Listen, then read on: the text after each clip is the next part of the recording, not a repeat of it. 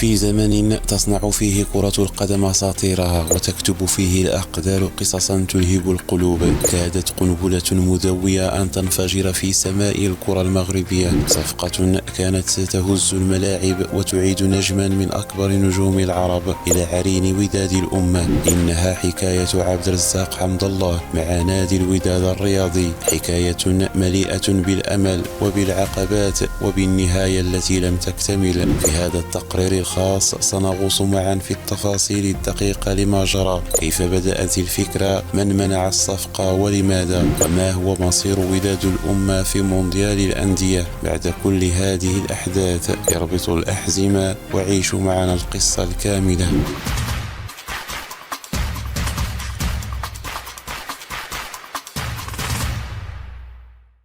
في صيف ساخن وعلى بعد أيام قليلة من انطلاق مونديال الأندية 2025 بأمريكا، كان رئيس نادي الوداد هشام أيتمنى يتحرك بهدوء خلف الكواليس، يرسم ملامح حلم كبير ويخطط لإعادة أحد أعظم المهاجمين المغاربة إلى أحضان الوطن ولو بشكل مؤقت. نعم يا سادة، عبد الرزاق حمد الله نجم نادي الشباب السعودي، الهداف المخضرم الذي ذوى اسمه في الملاعب الخارجية، أبدأ استعداده للعودة مؤقتا إلى قلعة الوداد والمشاركة مجانا في كأس العالم للأندية. نعم مجانا، لا مقابل مالي ولا شروط مالية، فقط عشق حقيقي لفريق الطفولة وانتماء للوطن ورغبة جارفة في تمثيل الكرة المغربية بأفضل صورة في هذا المحفل العالمي الكبير. لكن كما كان في كل القصص الدرامية لا تسير الأمور دائما كما نتمنى. في تصريحات نارية كشف هشام أيتمنى عن تفاصيل المفاوضات قائلا: حمد الله أبدى رغبة كبيرة في تمثيل وداد الأمة بالمونديال، بل وافق على اللعب دون أي مقابل مالي حبا في الفريق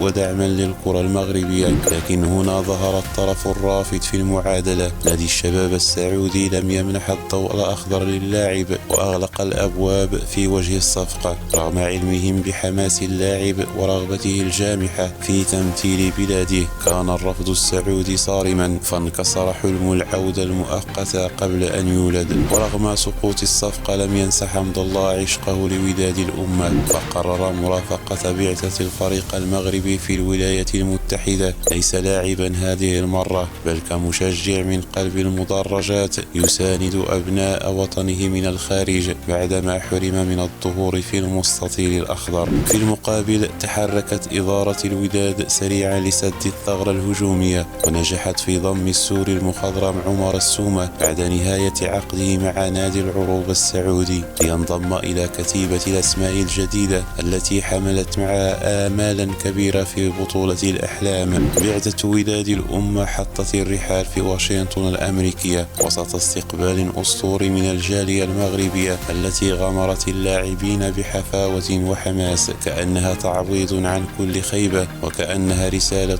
واضحة: نحن معكم، لا يهم من يلعب، الأهم أن يرتفع اسم المغرب عاليا. تحت قيادة المدرب الشاب أمين بن هاشم بدأ الفريق استعداداته المكثفة في مركز لندن سكول بأمريكا استعدادا للمعركة الكبرى أمام أبطال أوروبا وآسيا. وداد الأمة سيواجه عمالقة الكرة العالمية: مانشستر سيتي الإنجليزي، يوفنتوس الإيطالي والعين الإماراتي، مجموعة من نار تتطلب أقصى درجات الجاهزية والتركيز. المدرب بن هاشم كان صارما منذ اللحظة الأولى: الابتعاد عن مواقع التواصل الاجتماعي، تقليل الاحتكاك بالجماهير، التركيز الكامل على التحضيرات، لا صوت يعلو فوق صوت المعسكر. ولم يكن هذا القرار عبثيا، فالجماهير المغربية المقيمة في أمريكا كانت ولا تزال تتوافد بكثافة حول مقر إقامة وتدريبة الفريق، تنفخ في اللاعبين روح الحماس وتحول مكان التحضير إلى ملحمة مغربية مصغرة في قلب أمريكا. انضم إلى صفوف وداد الأمة في هذه المغامرة نخبة من الأسماء الواعدة والنجوم المخضرمين: المغربي نور الدين مرابط بخبرته الأوروبية والخارجية، المهاجم حمزة الهنوري القادم بقوة،